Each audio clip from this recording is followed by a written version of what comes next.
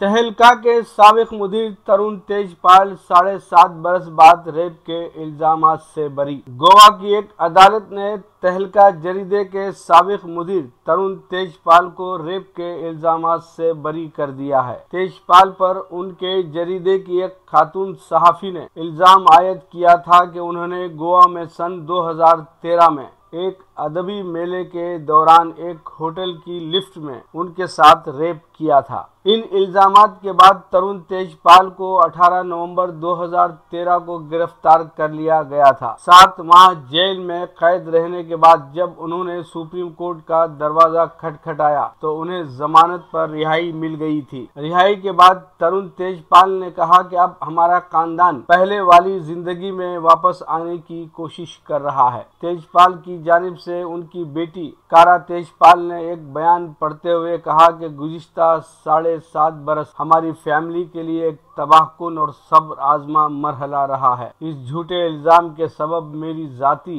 पेशा वाराना और अवामी जिंदगी का हर पहलू बुरी तरह मुतासिर हुआ। मैं गैर जानिबदार, गहरी और ईमानदाराना समाअत के लिए अदालत की शुक्रगुजार हूँ। नवंबर 2013 के अवाइल में तहलका मैगजीन के ज़ेर एहतमाम गोवा में एक लिटरेरी फेस्टिवल का एहतमाम किया गया था। तहलका की एक नौउम्र सहाफी ने इल्जाम आयद किया था कि उस प्रोग्राम के दौरान 7 नवंबर को तेजपाल ने होटल की लिफ्ट में उनके साथ जबरदस्ती करने की कोशिश की थी। इस इल्जाम और गिरफ्तारी के बाद तरुण तेजपाल तहलका मैगजीन के मुदीर आला के ओहदे से मुस्तफी हो गए थे। वो इस जरीदे के बानी थे। गोवा पुलिस ने इस मुकदमे की तफ्तीश के बाद मारूफ सहाफी के खिलाफ जो फर्द जुर्म दायर की थी वो 3000 सफ़हात पर मुश्तमिल थी। पुलिस ने उनके खिलाफ खातून पर जबर करने, जबरदस्ती रोकने, बरहना करने के इरादे में ताकत का इस्तेमाल करने और अपने ओहदे और इख्तियार के नाजायज इस्तेमाल करते हुए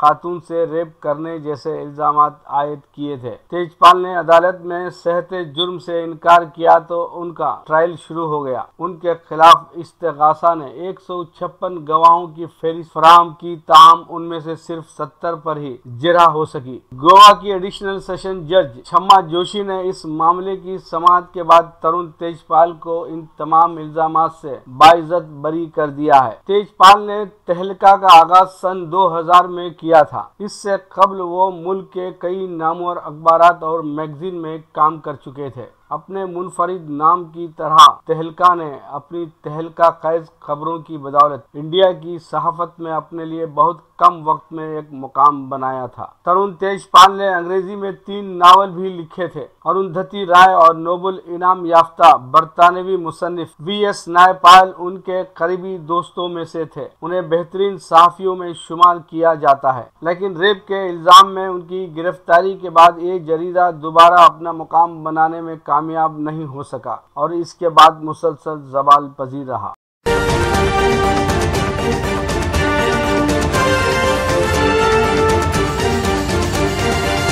गजा में 11 रोज के खूनी खेल के बाद हमास और इसराइल में जंग बंदी। फलस्तीन के इलाके गजा की पट्टी में इसराइली फौज और इस्लामी तहरीक मज़ाहमत हमास के दरमियान जारी लड़ाई के 11 रोज बाद दोनों फरीकैन ने जंग बंदी पर इत्तेफाक किया है। गुज़िश्ता शब इसराइली काबीना ने जंग बंदी की तजवीज़ पर राय शुमारी की। राय शुमारी के दौरान कसरत राय से जंग बंदी का फैसला किया गया। इसराइली हुकूमत की तरफ से जारी एक बयान में कहा गया है कि जंग बंदी की तजवीज़ मिस्र और बाज़ दूसरे ममालिक की तरफ से दी गई है। ये जंग बंदी गैर मशरूत होगी। इधर फलस्तीनी ग्रुपों ने भी गजा के इलाके में जंग बंदी की तस्दीक की है। फलस्तीनियों का कहना है कि हम उस वक्त तक जंग बंदी पर अमल दरामद करेंगे जब काबिज इसराइल करेगा। अगर इसराइल ने जंग बंदी मुआहदा तोड़ा तो हम भी इस पर कायम नहीं रहेंगे। जंग बंदी मिस्र सदर अब्दुल फताह अल सीसी की कोशिशों से अमल में लाई गई है। इस सियाक में इसराइली रेडियो की रिपोर्ट के मुताबिक इसराइल हमास की क़यादत और उसके अस्करी विंग के सरबराह के खिलाफ हमले जारी रखेगा। इसराइली ज़राए इब्लाग के मुताबिक वज़ीर दिफा बेनी गेंट्स ने कहा है कि फौज अब भी किसी भी सूरत हाल के लिए अलर्ट है। ज़राए इब्लाग के मुताबिक किसी भी मुमकिना सूरत हाल में इसराइली फौज को तैयार रहने का हुक्म दिया गया है। मिस्र की तरफ से جنگ بندی کی تجویز پر اسرائیلی کابینہ میں رائے شماری کی گئی۔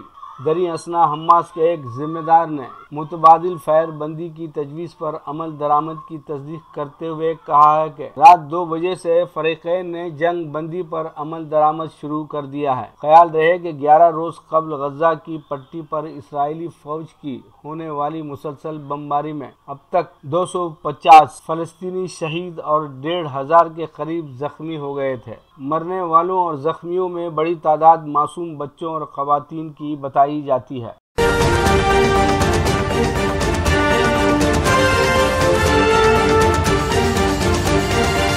بھارت کو اخلاقی رویے بدلنا ہوں گے۔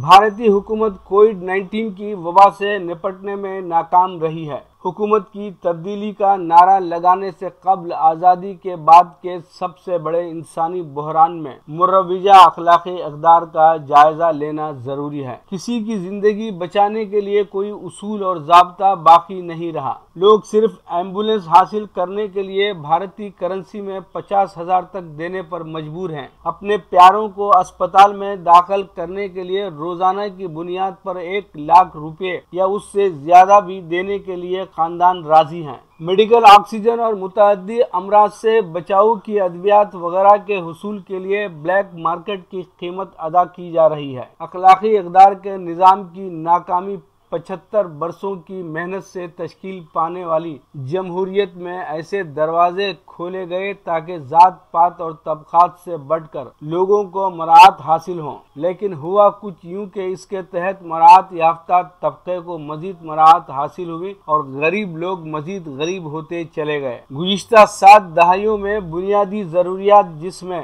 ہیلتھ کیئر اہم ہے، یہ صرف نجی سیکٹر کے ہاتھ میں چلی گئی اور عمرہ اور مراعات یافتہ طبقے کے لیے وقف ہو کر رہ گئی۔ دوسری جانب یہ بھی ایک حقیقت ہے کہ جس کام میں حکومت شامل ہو جائے وہ کبھی پورا نہیں ہوتا اور اس کی وجہ عدم قابلیت قرار دی جا سکتی ہے، کیونکہ برسوں سے حکومتی افسران اور ملازمین کو سست روی سے کام کرنے کی عادت ہو گئی ہے۔ بھارتی حکومت کا خواب ہے کہ اس ملک کو 5 ٹریلین کی اکنامی کا ملک بنایا جائے، تو اس کے لیے پہلے قابل اعتماد انتظامی نظام کو فعال کرنا ہوگا۔ اصلاحات کے کھوکھلے بیانات کی جگہ عملی اقدامات کرنے ہوں گے۔ ملک کی ترقی کثیر الجہتی اصلاحات اور مشترکہ کوششوں سے تکمیل پاتی ہے۔ ایک طرف کورونا کی مار، دوسری طرف لوٹ کھسوٹ کا بازار مرکز میں بی جے پی کی حکومت کو مذہبی نعرے بازی سے ہٹ کر انتظامی بہتری کے اقدامات کرنے ہوں گے۔ ویسے بھی مذہبی سیاست قوم کو تقسیم کرنے کا سبب بنتی ہے۔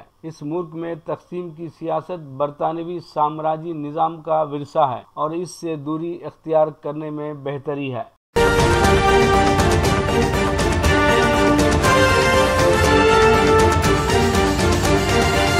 مکتوب ریاض من جانب محمد سیف الدین۔ سعودی عرب کے وزیر ثقافت کی یونانی صدر سے ملاقات۔ سعودی عرب کے وزیر ثقافت شہزادہ بدر بن عبداللہ بن فرحان نے یونان کے 2 روزہ دورے کے دوران ایتھنز میں جمہوریہ یونان کے صدر سے ان کے صدارتی محل میں ملاقات کی۔ سعودی وزیر ثقافت 2 روز تک یونان میں قیام کریں گے، جہاں وہ دیگر اعلیٰ عہدیداروں سے بھی ملاقاتیں کریں گے۔ ان ملاقاتوں میں دونوں ممالک کے درمیان ثقافتی تعاون کے فروغ پر تبادلہ خیال کیا جائے گا۔ وزیر ثقافت اور یونانی صدر کے درمیان ہونے والی ملاقات میں دونوں ممالک کے درمیان تعلقات کو مزید فروغ دینے پر بھی تبادلہ خیال کیا گیا۔ اس موقع پر شہزادہ بدر بن عبداللہ بن فرحان نے سعودی عرب کی طرف سے یونان کے ساتھ ثقافتی شراکت کے حوالے سے مجوزہ پلان اور دونوں دوست ممالک کے درمیان ثقافتی تنوع کے فروغ سے متعلق تجاویز پیش کی۔ لیجیے اب پیش ہے ہمارا پروگرام وقفہ ادب۔ وقفہ ادب میں محمود شاہد کو سماعت فرمائیے گا۔ غزل کا مطلع سماعت فرمائیے۔ شہر دریا دشت صحرا عالم ہو، شہر دریا دشت صحرا عالم ہو، چپا چپا گوشہ گوشہ عالم ہو۔ شعر کہا ہے کہ ذہن و دل میں ریت کا طوفان برپا، ذہن و دل میں ریت کا طوفان برپا، میرے اندر حشر آسا عالم ہو، کوچا کوچا منظر شہر خاموشاں، کوچا کوچا منظر شہر خاموشاں، ہر قدم پر سر اٹھاتا عالم ہو، کوچا کوچا منظر شہر خاموشاں، ہر قدم پر سر اٹھاتا عالم ہو، اور سر سے پا تک ہو گئی غرقاب دنیا، سر سے پا تک ہو گئی غرقاب دنیا، آتشی سیال لاوا عالم ہو، اشے کہا کہ میری سانسوں کے تسلسل پر مسلط، میری سانسوں کے تسلسل پر مسلط، دشت ظالم کا شکنجہ عالم ہو، میری سانسوں کے تسلسل پر مسلط، دشت ظالم کا شکنجہ عالم ہو، اور زخم اندر زخم جس میں ناتواں میں، زخم اندر زخم جس میں ناتواں میں، لمحہ لمحہ خون کا پیاسا عالم ہو، اور مقطع کہا ہے کہ آج شاہد سایہ سایہ موت رقصاں، آج شاہد سایہ سایہ موت رقصاں، چار سو گہرا اندھیرا عالم ہو۔